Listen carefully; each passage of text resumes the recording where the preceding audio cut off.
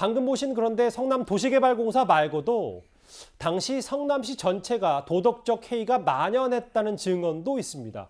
성남시 의회 의장까지 현재 화천대유에서 근무 중인 것으로 확인됐습니다.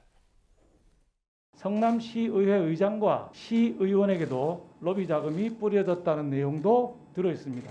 FIU의 철저한 자금 조사를 통해서 자금의 흐름을 확인해야 되고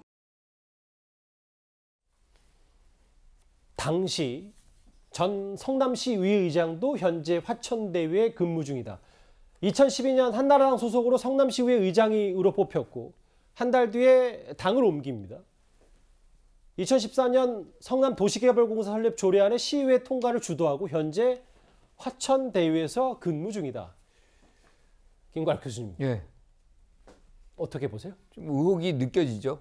이분은 2006년에 한나라당 성남시 의원으로 당선이 돼서 줄곧 이제 의정 생활을 합니다. 그러다가 2012년에 갑작스럽게 새누리당을 탈당을 해요. 그리고 민주통합당으로 들어와가지고 지금 우리가 얘기하고 있는 이 설립 조례안을 통과시키는데 역할을 합니다. 그리고 나서 이제 사실상 화천대유에서 근무를 하고 있거든요. 예. 그런데 우리가 여기서 이분이 어떤 역할을 했는지 특정하기는 쉽지 않아요. 그러니까 실질적으로 그분이 했던 것 중에 가장 중요한 건 통과의 부분인데 이분 혼자서 통과시킨 건 아닐 거 아니에요? 의회 전체가 사실상 그 안에 대해서 동의를 한 거기 때문에 그것이 통과됐겠죠. 거기서 무슨 뇌물이 갔거나 그랬다 그러면 이분의 어떤 책임이 나오겠지만 아직까지는 그 화천대유 가가지고 근무하는 것 자체만으로 이 사람이 뭐가 문제가 있다라고 얘기하기는 어렵죠. 하지만 예. 지금 흐름 자체로는 굉장히 뭔가 있을 것 같은 그리고 정영학 씨의 어떤 그 녹취록이라든가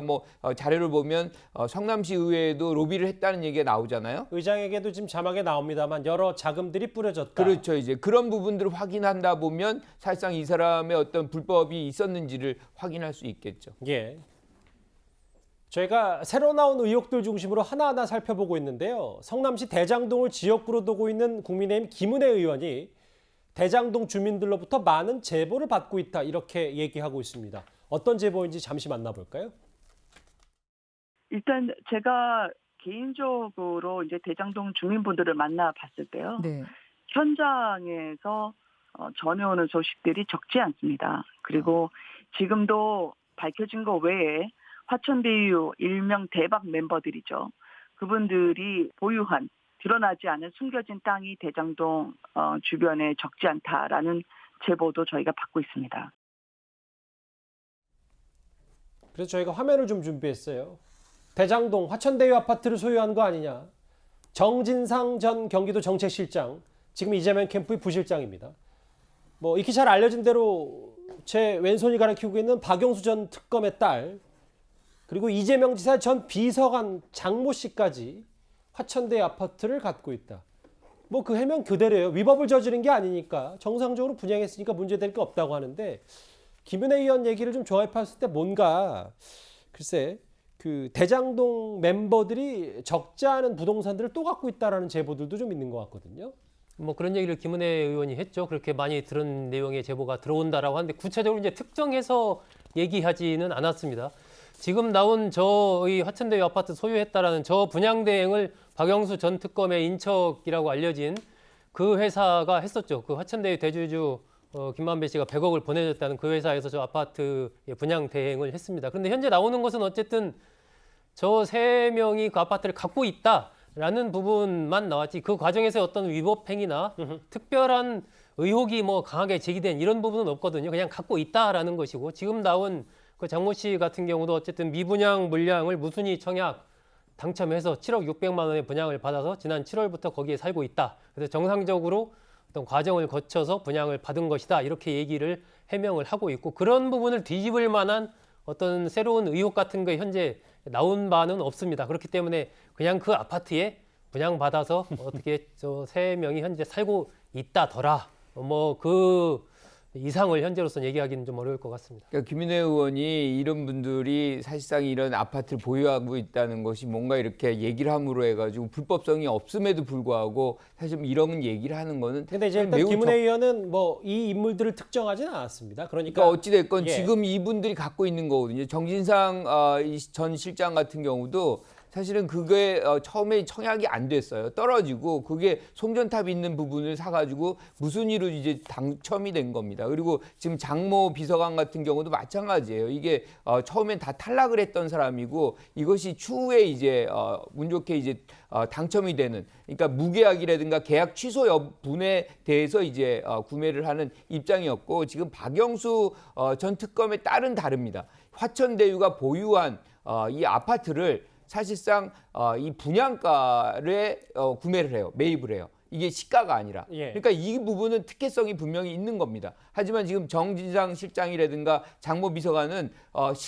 시가를 주고 구매하는 부분이거든요. 그러니까 그걸 같이 얘기할 수도 없는 것이고, 거기 특혜가 있는 것을 없는 상황 속에서 이걸 얘기하는 것 자체가 좀 뭔가 이렇게 상황을 좀 호도하는 것 아닌가 이런 생각이 듭니다. 예. 저 부분은 제가 볼 때는 논란은 될 수 있겠지만 아직까지 불법이 명확하게 드러난 건 없는 것 같아요. 근데 지금 검찰 수사에서 특히 구속영장 부분에 있어서 예. 가장 제가 볼 때 우려되는 핵심적으로 빠져있는 부분이 이 토지를 지금 15개 구역으로 나눠서 지금 불화를 했지 않습니까? 그중에 5개 구역은 화천대유가 수의계약을 했거든요. 그것도 이 경쟁입찰 가격 대비 65%의 가격으로 예. 수의계약을 한 것 자체가 어마어마한 특혜고 배임죄가 성립될 가능성이 매우 높은데 예. 그 부분에 대해서 지금 검찰이 수사를 하고 있다는 얘기는 없어요. 그래서 하여튼 검찰 하는 건 좀 지켜봐야 될 부분입니다. 거기도.